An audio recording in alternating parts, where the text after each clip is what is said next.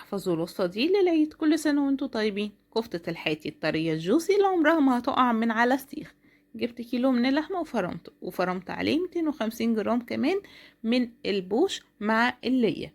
هضيف لهم بصلة كبيرة مبشورة ناعم ومتصفية كويس، وكمان بقدونس مفروم، ملح وفلفل اسود وبهارات، ومعلقة كبيرة بيكنج باودر، ونص معلقة صغيرة كربوناتو، وبابريكا مدخنة، وكمان معلقة سكر. واللحمة عندي كانت مفرومة وش واحد، فأنا أخدت المكونات فرمتها تاني مع بعض، نفرمها في المفرمة أو في الكبة عادي. وهنا عندي مية البصل، عليها مية طماطم، ومعلقة زيت. وهبدأ اخد قطعة من عجينة الكفتة اللي كنت سبتها نص ساعة في التلاجة، واطريها ما بين ايديا بالشكل ده كده. وهبدأ ان انا اشكلها على السيخ. نقدر طبعا نشكلها على اسياخ الشوي على طول لو هنشويها على الفحم. زي ما قلت لكم ما تخافوش ابدا، عمرها ما هتقع من على السيخ.